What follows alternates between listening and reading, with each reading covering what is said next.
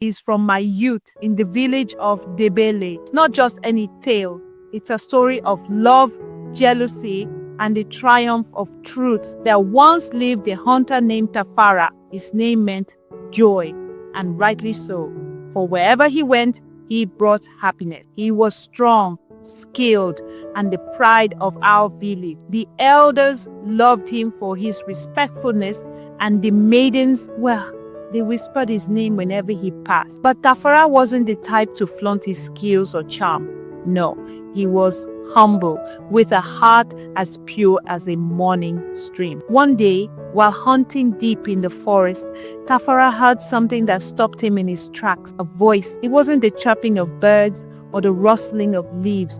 No, it was a song, soft and lilting, weaving through the trees like a breeze. Curious, he followed the sound to the Nyati river. There she was, Nyasha. She stood on the riverbank, her calabash in hand, singing as she fetched water. Her laughter rippled through the air, as clear as the water she scooped. Nyasha was known in the village for her kindness and beauty, though she lived humbly with her widowed mother. Tafara hid behind the trees, watching her, his heart stirring in a way it never had before. From that day, he found excuses to go hunting near the river. Slowly, he revealed himself to Nyasha, and what began as shy conversations soon grew into something deeper. They would sit beneath the great baobab tree, sharing stories and dreams.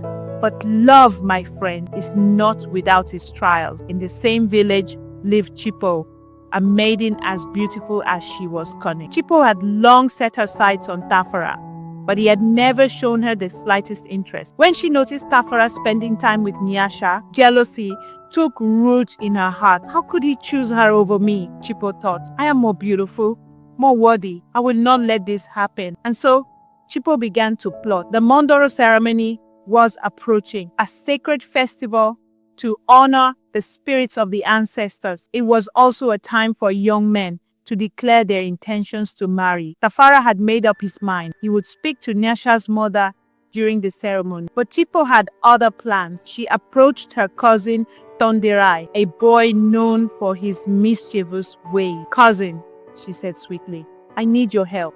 It's a small matter, but it must remain between us. Tonderai agreed, though he didn't know the depth of her deceit. Together they planned to ruin Nyasha's name. On the eve of the ceremony, as Nyasha went to fetch water, Tonderai hid near the river. Pretending to be injured, he cried out, Help! Someone, help me! Nyasha, being kind-hearted, ran to his aid. As she knelt beside him, Chipo emerged from the bushes, pointing an accusatory finger.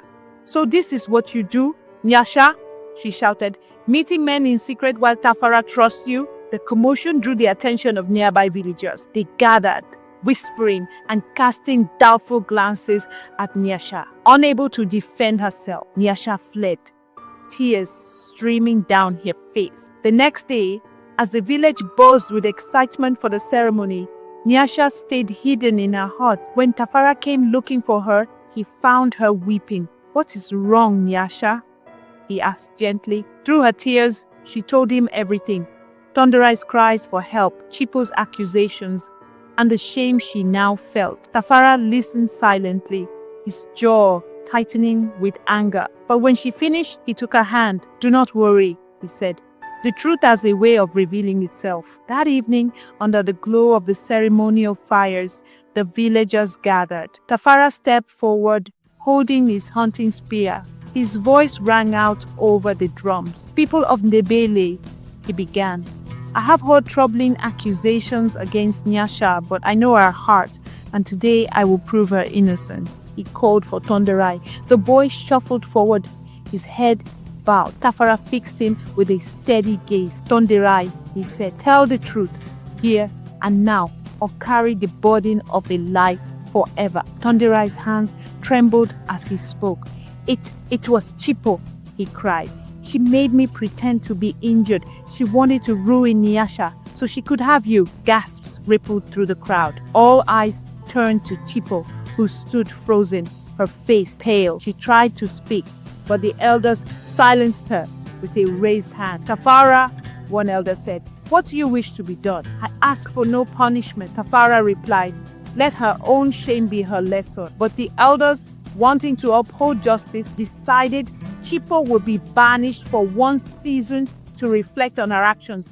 As for Tafara and Nyasha, their love only deepened. That night, before the entire village, Tafara knelt before Nyasha and said, you are the son that led me through the forest, and I want to hear it for the rest of my days. The elders blessed their union, and the village erupted in celebration. Drums echoed into the night as the people danced, feasted, and sang. Even now, when the Nyati River sings with the wind, we remember Tafara and Nyasha, a reminder that jealousy can cloud the heart, but truth will always shine through. And that, my friends, is how love and truth triumphed in Ndebele. Now, shall we let the drums tell their own story tonight? Enjoy the story, like, subscribe, and stay tuned for more amazing African folktales on Kalabash Chronicles.